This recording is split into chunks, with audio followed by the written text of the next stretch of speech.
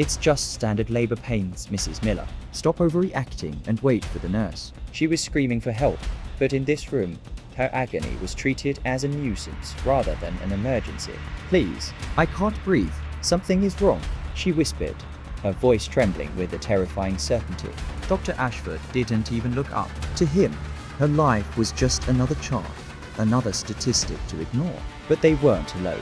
In the shadows of the corner, a silent witness watched every dismissal and every cold gesture. When the monitor finally screamed the truth, Ashford didn't reach for help. He reached for control. The jagged line of life smoothed into a cold, flat horizontal. The silence was louder than any scream. Without a single word of regret, he turned and walked away, leaving behind the consequences of his negligence. The witness remained. He saw the face of the man who chose to do nothing. And some secrets refuse to stay buried. Systemic bias costs lives. Before we go further, drop a comment and tell me where in the world you're watching from. And if you haven't subscribed yet, do it now, because the story you are about to hear does not end where you think it does. Riverside Medical Center, 11:17 p.m. Damon Webb sat beside his wife and held her hand, the way a man holds something he is terrified of losing. Simone was 31 years old, 8 months pregnant with their first child, and she had been telling him for the past hour that something felt wrong. Not nervous, not first-time mother anxious, wrong. The way she knew her own body, the way she had always known it, the way she described it to him on the drive over, like something is separating inside me, Damon. I can feel it. Nurse Dana Reeves had clocked it immediately. She'd pushed Simone's wheelchair with efficient, steady hands and spoken quickly to intake. Blood pressure climbing. Needs assessment now. Her voice carried the practiced urgency of someone who had seen this before and knew the difference between anxiety and emergency. But Dr. Coleman Ashford was not interested in urgency. He walked toward them with unhurried steps, barely glancing at the chart. First pregnancy jitters, he announced, before Simone had finished describing her symptoms. He had a voice like polished wood, smooth, resonant, designed to close conversations. He asked no follow-up questions. He nodded at things he was not listening to. Doctor, her blood pressure is 165/100. Nurse Reeves said. We should. Thank you, nurse. I believe I can assess my own patient. He turned back to Simone. A thin curtain for privacy, a hallway spot against the wall. No room, no imaging. Come back in an hour if things progress. Damon felt the words land like stones in his chest. He pressed his jaw together and kept his voice exactly level. He had been trained for 15 years to keep his voice exactly level. He knew, had learned in ways no one should have to learn, how quickly a black man's legitimate concern became threatening behavior in a place like this. One raised word and they would remove him from his wife's side. He could not afford that, so he stood. He held her hand. He watched the numbers on the fetal monitor climb. Something's really wrong, Damon, Simone whispered. I can't, it's getting worse. I'm right here. The monitor spiked. Its alarm began pulsing with increasing urgency. And then silence. The alarm went quiet. Not because the crisis had passed, because someone had silenced it. Damon looked at Nurse Reeves. Her face had gone pale. Why did it stop? He asked. Why did the alarm just? The scream tore through the hallway like shattered glass. Simone's body arched off the bed. The monitors that Ashford hadn't reached erupted in chaos. Blood pressure spiraling downward, pulse racing dangerously. Nurse Reeves had the emergency call button with one palm and used her other hand to try to stabilize what was already catastrophically wrong. Doctor Ashford sauntered back. His face wore the expression of a man whose afternoon had been inconvenienced. He reached past Nurse Reeves and silenced two more alarms. These readings are clearly false. The equipment in the hallway can be. Damon grabbed the doctor's arm. Look at her. She is dying. Remove your hand. Ashford's voice dropped to eyes. Security. The next minutes fractured into chaos. A trauma team arrived too late and too fast at the same time. Residents barking for blood products. Nurse Reeves rattling of stats with fury barely held under clinical language. They wheeled Simone away at a run, and security blocked Damon's path. And through the gaps between their bodies, he watched blood drip from the gurney onto pristine white floor tiles. He stood in that hallway for what felt like the length of a life. The young resident emerged from the all with red-stained scrubs and a face that had aged 10 years in 40 minutes. The baby, Damon said. She's out. She's critical, but stable. And my wife. The resident's eyes filled. He shook his head once. The world stopped turning through the haze. Damon saw Dr. Coleman Ashford at the nurse's station, calmly dictating notes. Patient presented with anxiety symptoms. Declined rapidly despite appropriate interventions. Complications arose unexpectedly. Death was unavoidable given patient presentation. Damon lunged forward. Security caught him before he reached Ashford. He was pressed against the wall while Ashford straightened his white coat and, still without looking up, said, "These situations are always tragic." But perhaps if she'd been more compliant with prenatal, Damon stopped fighting. His body went cold and very still. Slowly, deliberately, he reached into his jacket. The guards tensed, expecting a phone. What he withdrew was a black leather credential case. It fell open. A gold badge. 3 letters. FBI. Special Agent Damon Webb. Federal Bureau of Investigation. Dr. Coleman Ashford finally looked up, and for the first time that night, fear crossed his face. They suspended his badge within 48 hours. His supervisor, Assistant Director Rachel Thorne, called it a conflict of interest. "You're too close, Damon. You cannot investigate the death of your own wife. Stand down." "That is a direct order." The line went dead. The system was already moving to protect itself. Damon could feel the machinery of silence engage. That familiar bureaucratic immune response that buried grief in procedure and turned victims into paperwork. But they had not taken his training. They had not taken his knowledge of how evidence worked, how financial trails left fingerprints, how the powerful always made small mistakes when they felt untouchable.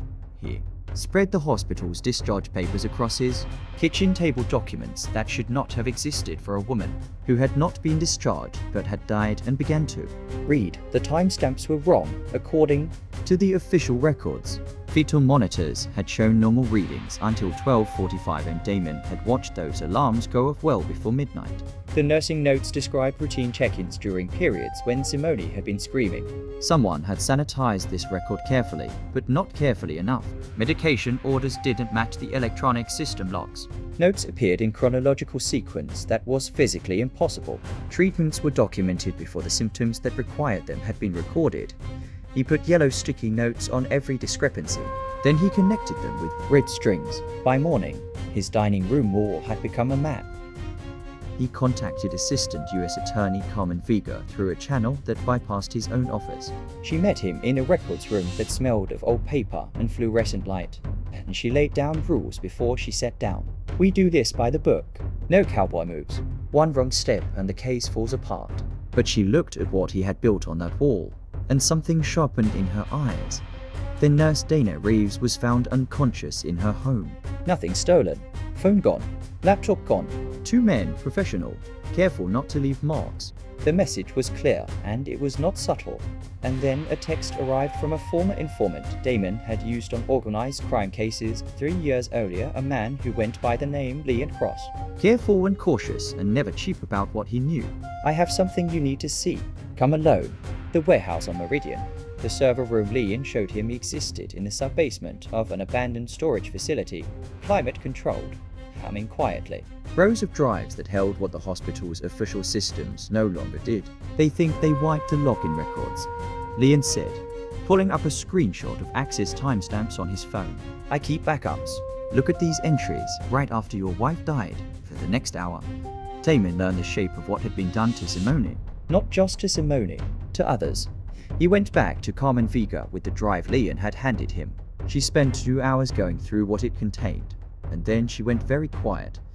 "How many deaths are we talking about?" Damon asked. "I've confirmed 7 over 3 years," said Maya Okara, the compliance analyst who had arrived at the table, pale and shaking. Carrying printed spreadsheets she'd risked her job to copy. All black or brown mothers, all with the same pattern. Delayed care, altered records, rapid settlement offers. The financial layer was what connected the architecture. Every maternal death under Ashford's watch had triggered transfers through shell companies into the preferred charities of a local judge named Ellsworth, the same judge who had now blocked their subpoenas twice. Detective Ree Carver, who had visited Damon's home twice with friendly warnings and thinly veiled threats, received overtime approvals and special assignments on a schedule that corresponded perfectly to the cover-up timeline. Hospital Administrator Patricia Holt collected consulting fees from the same shell companies that funded the judge. It was not negligence. It was not even bias. Though bias was its fuel, it was a system built deliberately, running profitably. They're profiting from it. Maya said. Her voice was barely above a whisper. On his wall at home that night, Damon uncapped a marker and wrote one word at the top of everything: intent. He was sitting with his daughter, asleep in the bassinet beside his desk when the smell hit him. Gasoline. He was through the front door in 4 seconds. A figure in dark clothing raised a light near Simon's car, still parked exactly where she had left it the last night of her life. Damon crossed the distance in 3 strides and tackled the man before the flame could drop. They hit concrete hard. The attacker was trained, strong, landed an elbow to Damon's ribs, and drove a knee upward. But Damon had controlled fury on his side, 15 years of it, and he locked the arm, applied pressure until something popped and the man went still. Detective Ray Carver pulled up in an unmarked car as if he'd been nearby waiting. He smiled his practiced smile and looked at the gasoline can on the ground. What gas can? Carver said, and kicked it under a bush. Damon looked at him steadily. This conversation is being recorded as evidence of witness intimidation under federal statute. Carver's smile disappeared. This is bigger than you understand, Webb. No, it's exactly as big as I understand. That's what terrifies you. Carver left. Damon installed security cameras at every corner of the house, reinforced the windows, laid on the floor beside his daughter's crib with his service weapon within reach, and called Rachel Thorne at midnight. I need 5 minutes. After that, you can extend my suspension or arrest me. Your choice. He laid it out methodically. The pattern of deaths, the financial connections, the coordinated cover-up, Carver's threats, the judge's obstruction. And then he played Dr. Ashford's recorded voice caught on the wire they placed during the surveillance window, speaking casually about certain populations and people who demand special treatment. The silence on the line stretched long enough that Damon could hear Thorne weighing her career against her conscience. Send me everything, she said finally. Every recording, every document. I'll take it upstairs. Federal jurisdiction. No local involvement. I'm not wrong about any of this. I know you're not. A pause. That's why it took me this long to pick up the phone. The surveillance van's air conditioning hummed in the pre-dawn darkness. Damon watched through multiple camera feeds as their decoy patient, a federal operative named Agent Reyes, approached the entrance of Riverside Medical Center. She moved with exactly the right amount of distress. Not dramatic, not subtle, just a worried pregnant woman seeking help. Exactly the way Simone had when Dr. Coleman Ashford walked into her exam area. Damon's hands tightened on the monitoring equipment, because Ashford walked in the same way he always walked, in, unhurried, dismissive, utterly confident in his own authority. He looked at Agent Reyes' elevated blood pressure numbers and spoke about anxiety and pain tolerance, varying among different demographics and unnecessary use of resources. He did not know that every word was being captured, that Carmen Vega was writing in her notepad with a hand moving faster than Damon had ever seen it move, that this was not a patient, and this was not a hospital visit. This was the last time Coleman Ashford would practice medicine as a free man. He just repeated the pattern exactly, Vega said, not looking up. Every dismissal, every racial subtext, on the record. In real time, the execute order went out at 5:47 a.m., 7 locations, simultaneous. Federal agents moved through the pre-dawn city with synchronized purpose. The hospital's off-site storage facility, 3 billing vendor offices, Ashford's residence, Holt's home, the shell company registered offices. No sirens, no drama, just the quiet authority of a case that had been built brick by brick over months of grief and determination. At the storage facility, agents found recently shredded documents, but the pieces were salvageable. At the billing offices, computers were mid-deletion, active purge cycles running, and every file deleted generated a backup that Vega's team had already mirrored. At Patricia Holt's home, a backyard fire was still smoldering, half-burned patient names floating in the morning air. Rachel Thorne walked to Damon in the staging area and held out his badge without ceremony. Agent Webb, you are hereby reinstated to active duty, effective immediately. She paused. The Bureau failed you. We should have acted sooner. Damon took his credentials. The familiar weight settled against his chest. Make it count, Thorne said. He did, Doctor. Coleman Ashford was mid-sentence on his morning rounds, still playing the untouchable physician, still radiating the same dismissive authority when the door to his examination room opened and federal agents stepped through. Badge flashes in the fluorescent light. He tried the voice. He tried the title. He invoked lawyers and demanded explanations and used the word respected 3 times in 40 seconds. The handcuffs closed with metallic finality as agents guided him through the hospital corridors past stunned nurses, past wide-eyed residents whispering, "Is this real Ashford?" Scanned the lobby for allies, for escape routes, for anyone who still might shield him. He found Damon Webb instead, standing near the information desk, badge visible, saying nothing. And in that moment, something happened to Coleman Ashford that had never happened to him before in 30 years of practicing medicine. He felt powerless. He felt dismissed.